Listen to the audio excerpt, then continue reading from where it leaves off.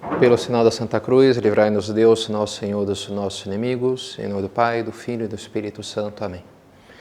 Meu Senhor e meu Deus, creio firmemente que estás aqui, que me vês, que me ouves. Adoro-te com profunda reverência. Peço perdão dos meus pecados e graça para fazer com fruto este tempo de oração. Minha Mãe Imaculada, São José, meu Pai e Senhor, meu anjo da guarda, intercedei por mim.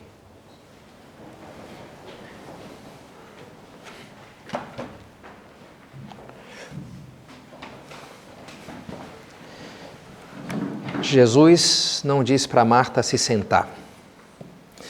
Fiz o meu retiro ano passado, quem pregou foi o padre Milton Ferreroni, lá na Chácara de Miraserra, perto do Rio de Janeiro. E na direção espiritual que a gente tem, tipicamente, conversa com o pregador uma vez durante o retiro, ele me disse essa frase que me ajudou, me marcou. Jesus não diz para Marta se sentar. Em concreto, naquela cena, Marta e Maria, e ela fica nervosa e tal, reclama, Jesus não dá razão para ela, mas não diz para ela imitar a irmã dela. Senta aí, fica aqui que nem a tua irmã, tranquila. Não diz para ela se sentar, né? Maria era Maria, Marta era Marta. Marta estava fazendo uma coisa boa, que era preparar ali, imagina, preparar o almoço para Nosso Senhor, para os apóstolos, né? Talvez se estivesse sentado ali do lado de Jesus, que nem Maria, estava lá, né, só escutando, ela ia se sentir inquieta, nervosa, ansiosa, mas peraí, como é que vai ficar o almoço? Talvez não ia funcionar para ela aquela atitude, né? Então, isso sim, Jesus não dá razão para ela quando ela quer que ele dê a bronca em Maria, na sua irmã, né? Que estava lá sentada tranquila. Não, ela escolheu a melhor parte, não lhe será tirada. Jesus corrige, mas respeitando a maneira dela de fazer as coisas, né? E o padre Milton me falava isso e me ajudou para pensar assim na minha vida, como é lógico, né? Na minha vida interior, ali naquele momento do retiro, de pensar, bem, eu tenho que achar a minha maneira, né, de rezar, a partir do meu temperamento, dessa minha maneira de ser específica, curiosa, um pouco ridícula, quem sabe, mas que é a única maneira que pode me levar para Deus. É só respeitando a maneira como Ele me fez que eu vou conseguir, de fato, progredir na vida espiritual. Na minha maneira de ser. Legal, Padre Pedro, mas assim, se eu penso na minha maneira de ser, não sei, não me parece que isso me leve para Deus. Talvez algum de vocês dissesse algo assim. A minha maneira de ser? Bem, aqui também é preciso entender o que eu estou falando de o que é isso de maneira de ser, né? Porque é algo muito amplo. Qual que era a maneira de ser de Marta? Olha, ela parecia ser preocupona, ansiosa, nervosinha, reclamona, sei lá, né? Acho que sim, né? Pela atitude que ela tem ali, fica, né, brava lá com a sua irmã. E isso sim, não era bom, né? Essa parte o Senhor censura. Mas a gente também pode enxergar em Santa Marta hospitalidade, responsabilidade, abnegação, atenção aos detalhes, uma série de qualidades que, quem sabe, no conjunto, faziam que ela fosse, inclusive, melhor do que a sua irmã sonhadora, a cuca fresca lá, que ficava lá só tranquilinha e as coisas não aconteciam, né? Não sei, mas provavelmente tinha essas qualidades, né? O que ela precisava fazer e o que nós precisamos também é direcionar as nossas forças interiores. É orientar para que aquilo sirva para um fim bom. Não para o fim ruim, que estava deixando ela nervosa, ansiosa e brava com a sua irmã, né? Mas para uma coisa boa. É o que a gente precisa fazer também. Direcionar, orientar. Sobre isso, esses dias, descobri uma lenda medieval interessante, cristã, de Santa Marta, justamente, que é Santa Marta, domadora de dragões. Como é lógico, eu gostei muito de cara, e eu vou ter que contar para vocês a história, porque eu gosto de dragões. E como é que é a história, então? Na Provence, no sul da França, essa região tem uma tradição que quem evangelizou ali não foi nenhum dos apóstolos, mas foram justamente os 3 irmãos de Betânia, Marta, Maria e Lázaro. Pegaram um barco, foram para lá e eles evangelizaram. enfim, não sei se tem muito fundamento histórico, mas enfim, cada país com as suas lendas de origem, né? E tinha uma cidade lá, que hoje chama-se Tarascon, que onde Santa Marta foi. E ela chegou naquela cidade e tinha um dragão em Tarascon. Às vezes aparece representado lá ela e o dragão, mas era um dragão um pouco especial. O nome dele era Tarrasca, La Tarrasque, era feminino. E eu de cara gostei porque quando, na adolescência, jogando RPG com os meus primos, o monstro mais poderoso era a Tarrasca. No manual de monstros lá, uau, a gente falava o tempo inteiro, rapaz fica meio fascinado com monstros poderosos, né? Uau, imagina só a Tarrasca e tal. Era um negócio assim, uau, ou o monstrão, né? Aquele mega poderoso ali. Então vem daí, vem dessa lenda, né? E a Tarrasca, nas descrições que dizem lá, ela tinha a cabeça de leão, 6 patas curtas de urso, uma corcunda meio de tartaruga grandona e um rabo de escorpião. Um bicho esquisito, né? Sei lá, provavelmente eu chuto, né, que foi algum resto daqueles dinossauros. Tem uns dinossauros que eram meio assim, né? Um que tinha um rabo, outro que tinha uma coisa de tartaruga, né? E a tese, assim, mais aceita, porque que todas as culturas do mundo têm dragões. E é uma coisa muito curiosa, né? Todas as culturas do mundo têm dragões na sua mitologia, nas suas lendas. Lá os dragões da China, até aqui na América. Mesmo lugares que nem tem serpentes, tem algum dragão ali na história dos caras, né? Uma explicação é que seriam os dinossauros, justamente, né? O pessoal achava lá os fósseis, um pterodátilo, sei lá, um tiranossauro, um dragão. Inclusive, se for pegar os livros de receitas da culinária tradicional chinesa, tem um ingrediente que é ossos de dragão, triturado, você tritura lá o osso e põe lá no remédio, não sei se resolve, mas seriam provavelmente ossos de dinossauros, né, que eles achariam e, portanto, achavam que eram dragões, né, porque via ali o formato e parecia um réptil grande, né, então daí teriam vindo a coisa dos dragões. Mas o que fazia então a Tarrasca? Bem, o que de praxe, né, ela ficava ali, engolia, devorava as pessoas, terrorizava ali a região, o que costumam fazer os dragões, em geral, se dedicam a isso, né. E ninguém tinha conseguido matar ele, até que veio então Santa Marta, resolveu enfrentar lá a situação, chegou lá diante da Tarrasca, ela estava terminando de engolir mais uma vítima sua, tem várias representações só com as pernas assim saindo. Santa Marta chega, joga água benta nela, mostra o crucifixo, pega o seu cinto, amarra no pescoço e traz ela já mansinha para o povoado, né? Tarrasca lá foi atrás lá da Santa Marta. E ela chega no povoado, todo mundo fica atemorizado, mas aos poucos eles veem que de fato ela está mansa, e eles pegam lá umas lanças e matam a Tarrasca. E a versão da história que eu achei mais legal diz que Santa Marta depois fica brava com eles, porque mataram, estava manso, não precisava, né? Dá uma bronca neles e eles se convertem, a partir daí eles se convertem ao cristianismo, seria daí que veio o cristianismo lá na... Eu achei legal porque Santa Marta leva uma bronca de Jesus, né? Então ela converte na história dando bronca também no pessoal. E eles se convertem, né? Estou achando legal isso daí. E daí vem o nome da cidade Tarascon, o símbolo é a Tarrasca, tem todo ano a procissão de Santa Marta e a Tarrasca, que foi decretado Patrimônio da Humanidade Imaterial pela Unesco, inclusive, é um negócio importante lá, né? Então a Tarrasca tem o seu papel. E o legal que me chamou a atenção dessa lenda é que Santa Marta não mata o leão, o dragão, né? Que nem São Miguel, São Jorge, né? Ela doma, ela amansa o bicho, né?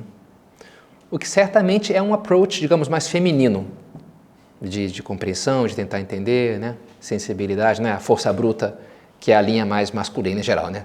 Corta a cabeça e acabou, né? Então é uma coisa mais tentar entender aquilo ali.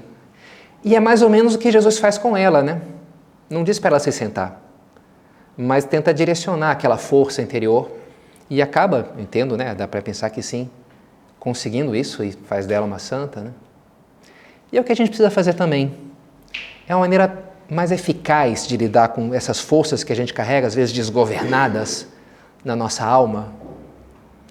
E que a melhor maneira não seja, não, eu preciso anular isso, mas eu preciso direcionar, eu preciso governar as minhas paixões. É um nome que a gente dá para essas forças, né?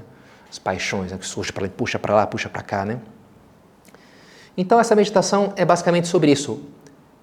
Como lidar com isso, ou como domar o teu dragão, os teus dragões, né? Como domar, esse é o título da meditação.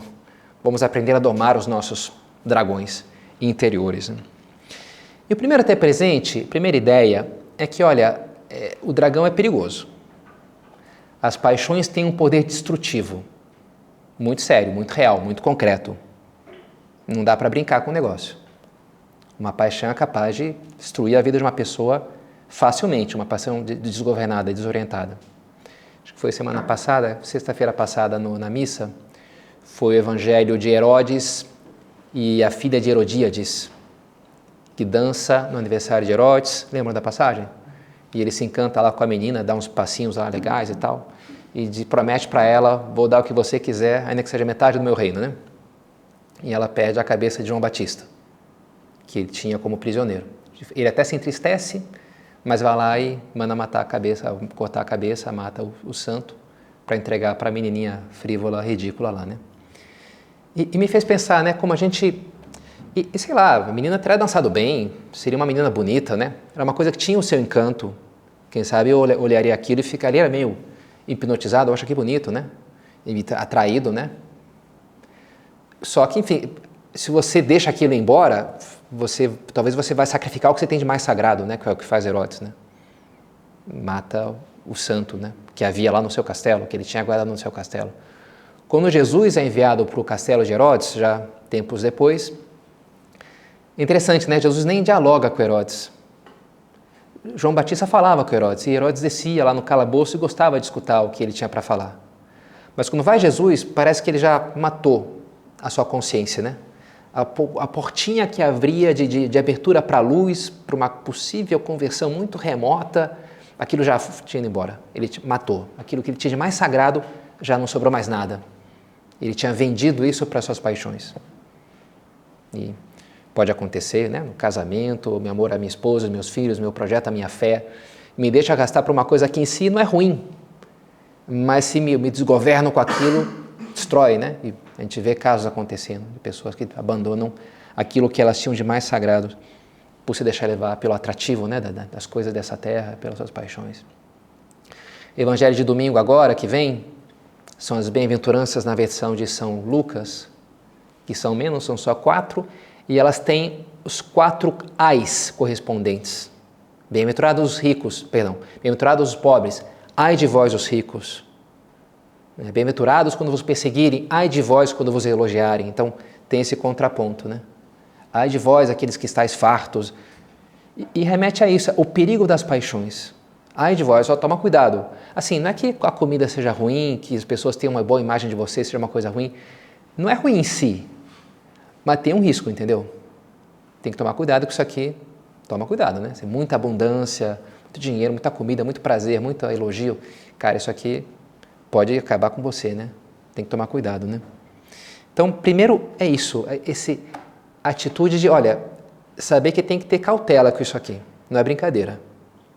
São forças muito poderosas que podem ter um potencial destrutivo muito concreto na minha vida. Mas a partir daí, olhar para ela sim. E aí, a partir com esse respeito que você tem que dar para o dragão, você vai se aproximar dele. O Jung, ele fala dessa ideia da sombra, que todo mundo tem uma sombra. É um aspecto da personalidade, coisas inconfessas, às vezes subconscientes. Mas você precisa integrar essa sombra para formar uma personalidade sadia. Você tem que, de alguma maneira, aprender a lidar com a tua raiva, sei lá, com teus impulsos meio desgovernados ali. Você precisa... E é uma ideia interessante, né? É mais ou menos disso que a gente está falando. Mas, assim, desde que você entenda que primeiro você tem que domar o dragão. Você não pode jogar ele para dentro da tua casa sem mais. Eu sinto essa raiva, eu vou assumir essa minha raiva, né? Uma perversão sexual que eu tenho, um apego às coisas. Não.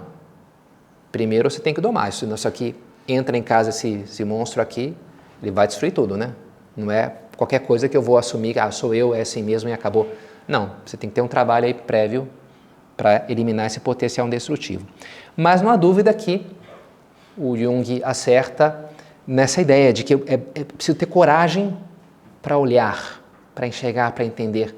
Já esse termo, o conceito de sombra, remete à ideia de algo para o qual que não quero muito, um lado meio sombrio, né? que eu prefiro evitar, porque me deixa nervoso, porque não entendo muito bem o que está acontecendo. Né? O dragão tem essa ideia também. O dragão está no fundo da caverna. E o herói, em geral, é o que tem a coragem de entrar lá, né? No fundo da caverna, o que vai lá mexer com o dragão, né? É a coragem de olhar, de explorar o desconhecido.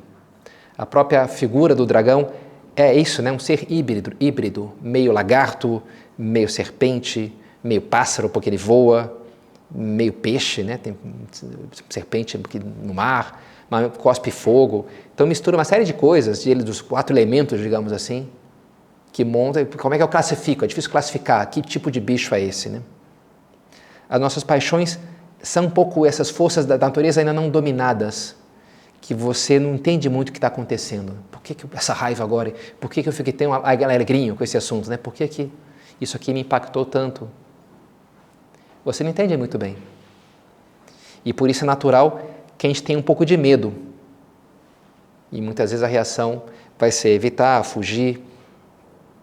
Ou quando não dá para fugir, uma atitude pode ser o bloquear-me, né? O paralisar-me. Os dragões têm essa coisa também do olhar dos dragões, né? Que tem um efeito, o Smaug do Hobbit, ele tem um olhar que hipnotiza, que paralisa, no dragão lá do Tolkien, né? Tem o basilisco, um quase dragão também, que petrifica as pessoas, né? Quando você olha, não pode olhar no olho do basilisco, você fica petrificado.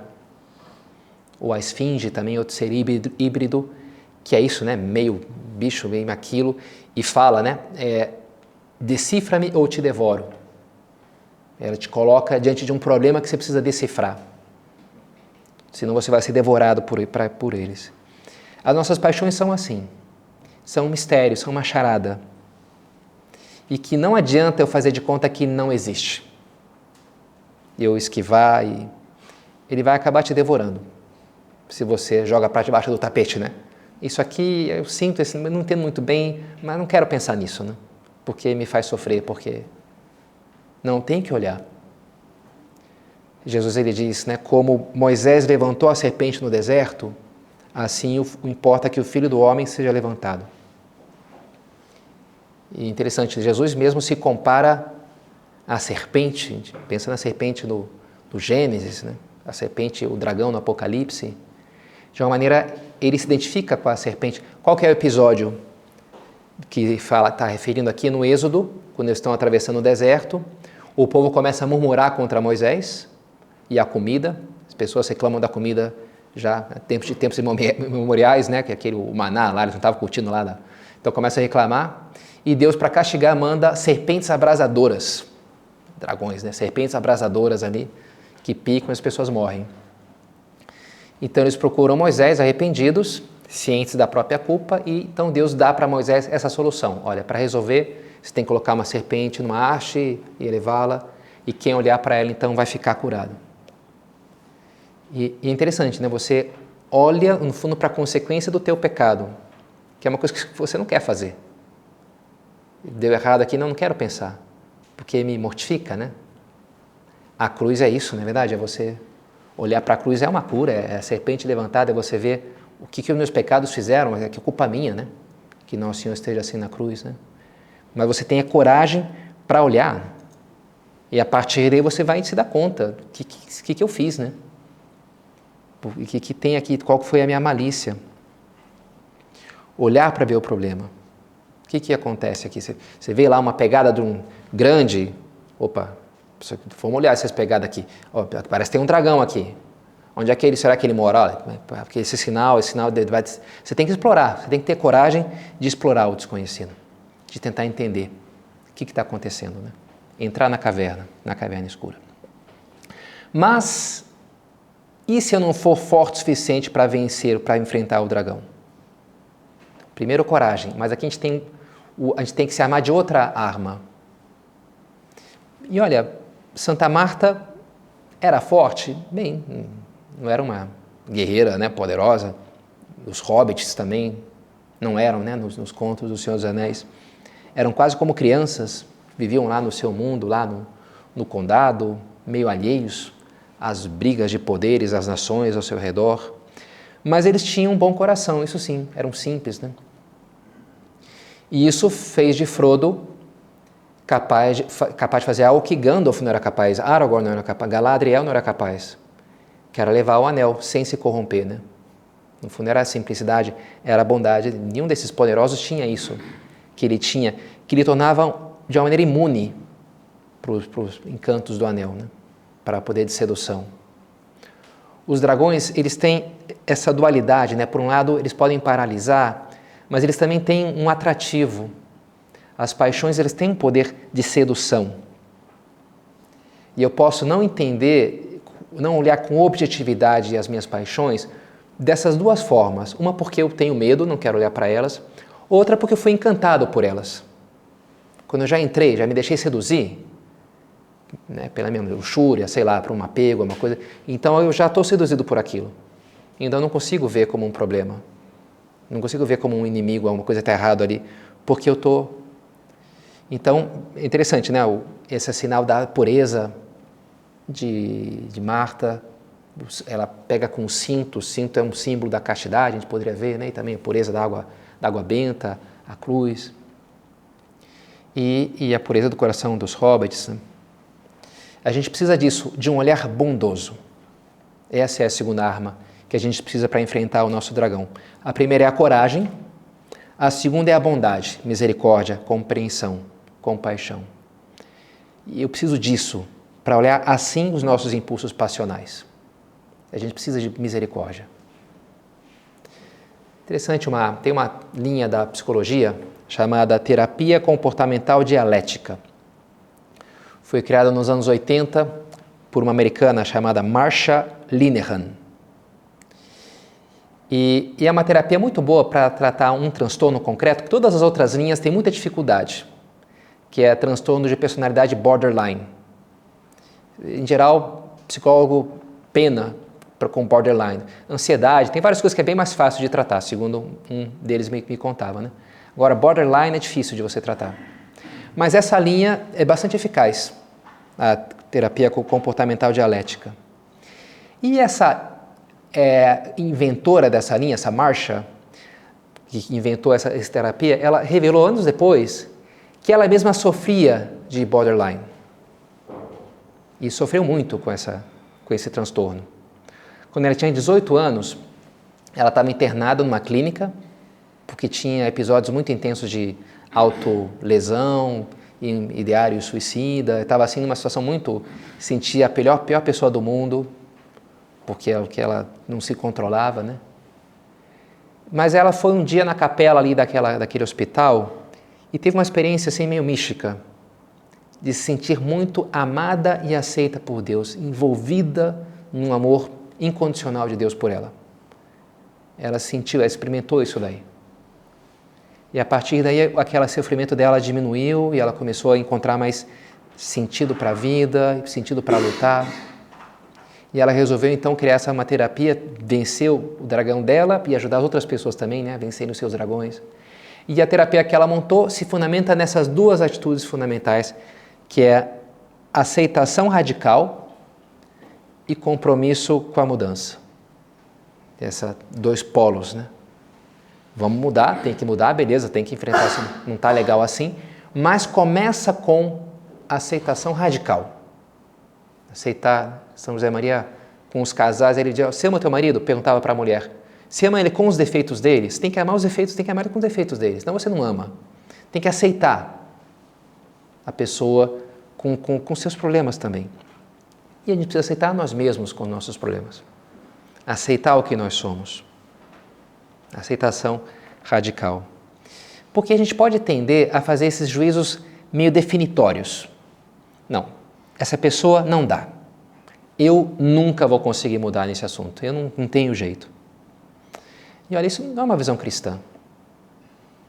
Não é assim que nosso Senhor nos ensina. Pelo contrário, né, diz a Bíblia que Deus criou o mundo e viu que era bom. E nesse mundo estamos cada um de nós, né?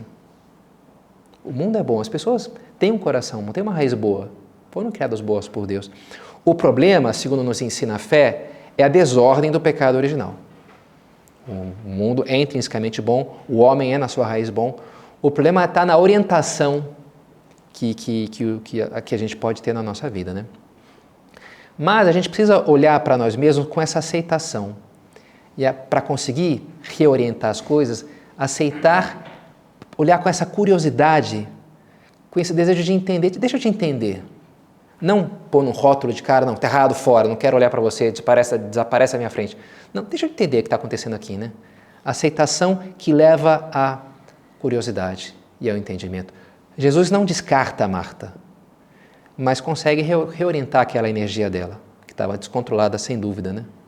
Como ele faz, por exemplo, também com a samaritana, aquela mulher lá no poço de Sicar, com quem ele puxa papo, e é uma mulher meio perdida, né? Tá já no quinto marido, já está, né, rodada ali, todo mundo, um negócio meio complicado. Mas Jesus puxa papo, e era samaritana, estava em uma heresia lá do judaísmo, mas ele puxa papo com ela e vai falando e transforma ela numa super apóstola. Ela se converte ali, traz um montão de gente para conhecer Jesus, né?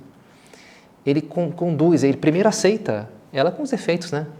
E a partir daí consegue orientar aquilo, conversando com ela. É interessante que a própria Marta dá espaço para que ele a corrija, ela fala, ela expõe o que ela está sentindo. A oração é algo disso, né? Quando você expõe, olha, eu estou louco da vida, eu estou bravo. É legal na direção espiritual mesmo. Chegar, padre, eu estou louco com Deus, sei lá, né? Eu fiquei bravo com tal coisa, A pessoa que expõe. Por quê? Porque o médico consegue, olha, isso aqui, cara, vamos tirar isso, vamos pôr aqui, espera aí, isso aqui não faz sentido, né? Expor-se, falar, abrir-se. A partir dessa aceitação, a gente consegue explorar o que está acontecendo e deixar que o Senhor, então, nos reoriente. Mas você primeiro precisa aceitar, eu estou sentindo isso. Eu fiquei com inveja. Eu fiquei com orgulho ferido. Eu me senti menosprezado e por isso fiquei bravo. Saber falar as coisas, né? Saber olhar com honestidade. E é o que exige essa misericórdia, esse olhar com essa valentia. E aqui a gente chega então no ponto final, que é a eficácia que vem daí.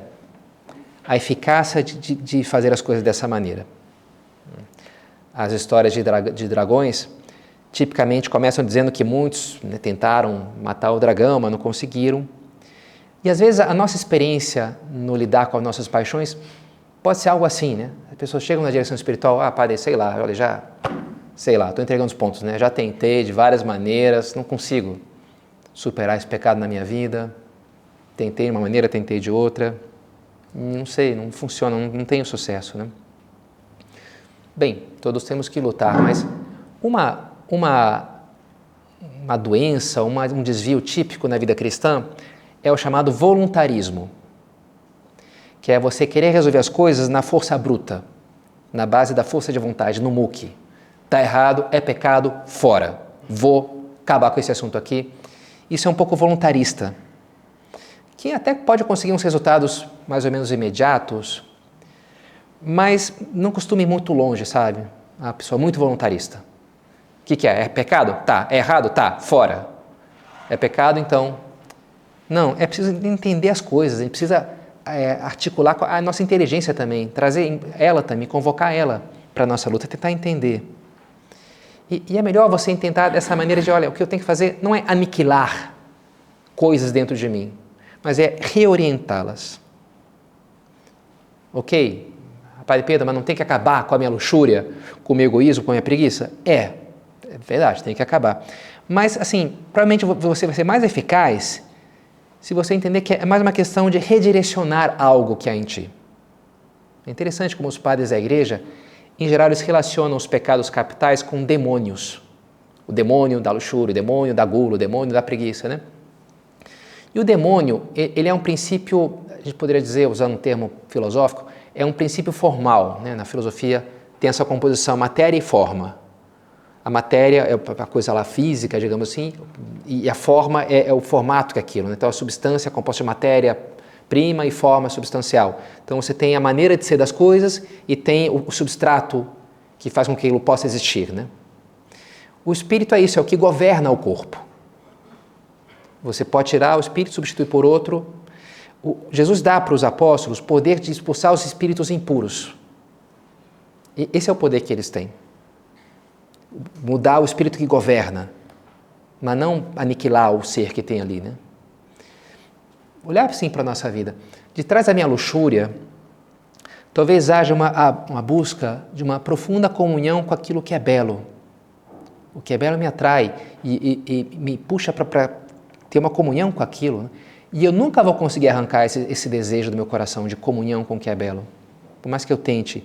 Talvez de trás da minha ira haja esse desejo de realizar a minha missão, de me fazer forte para enfrentar os obstáculos que vão se colocar no caminho da minha vida, né? Para cumprir a minha missão nessa terra. De trás da ira talvez esteja isso, né? De trás da minha vaidade, talvez esteja essa necessidade visceral de um dia escutar a voz de Deus me dizendo: muito bem, servo bom e fiel, entra na alegria do teu Senhor. Que a gente foi feito para isso, né? Para a glória do céu, para receber a aprovação de Deus. E se eu tento só focar no externo, eu vou estar tirando uma coisa que não vai se manifestar de outras formas, né? Um pouco a hidra também, outro bicho mitológico, né? Que você cortava uma cabeça e brotava outras duas, né? Você não conseguia. Às vezes a nossa luta pode estar um pouco assim. Jesus ele mesmo disse: se você expulsa um demônio, um espírito impuro, simplesmente expulsa, e ele vai lá para o deserto, ele cansa, ele resolve voltar para a casa dele, e se ele encontra aquela casa arrumadinha, bonitinha, porque expulsou o demônio, né? E ele vai lá e chama outros 7 demônios, piores do que ele, e todo mundo agora mora naquele infeliz ali, né? Interessante, né? Você não é só tirar, não, você tem que substituir aquele espírito impuro pelo Espírito Santo, pelo amor, pelo desejo de servir os outros. Tem que redirecionar as tuas forças interiores, tem que domar os teus dragões. E esse vai ser o caminho que vai te levar para Deus, né? Esse é o caminho para o céu. Tem uma imagem de Nossa Senhora que me chamou a atenção, acho bonita, que é Nossa Senhora Imperatriz da China. Não sei se vocês já viram, talvez tenha mais de uma, inclusive. Mas me chamou a atenção pela roupa, ela usa uma roupa chinesa dourada, está num trono assim, está Jesus pequeno também, de chinesinho, né, no seu colo dela, e o manto dela é um dragão, naquele manto dourado, né? Dragão típico chinês, né, que é uma serpente ali, né? Vários países, vários reis usam o dragão como símbolo. Na Inglaterra, o rei Arthur chama-se Rei Arthur Pendragon, cabeça de dragão é o sobrenome do rei Arthur, por exemplo, é esse, né? E o imperador chegou, inclusive, a proibir todo mundo de usar o dragão como símbolo, à exceção dele. Na China, só o imperador podia usar o dragão, era o símbolo do imperador. Então, colocando Nossa Senhora, tinha que ter imperatriz, tinha que ter um dragão, né? Curiosamente, né? E ainda que muitas vezes a gente representa ela no Ocidente pisando a cabeça da serpente, né? Nossa Senhora Imaculada está assim, vencendo, domando ou vencendo de uma maneira ou de outra a fera no Apocalipse, enfrentando o dragão vermelho e vencendo. Então vamos pedir a ela que nos ajude a ter a necessária coragem e bondade para enfrentar os nossos dragões, para domar e redirecionar para a glória de Deus todas essas forças que Ele colocou dentro de cada um de nós.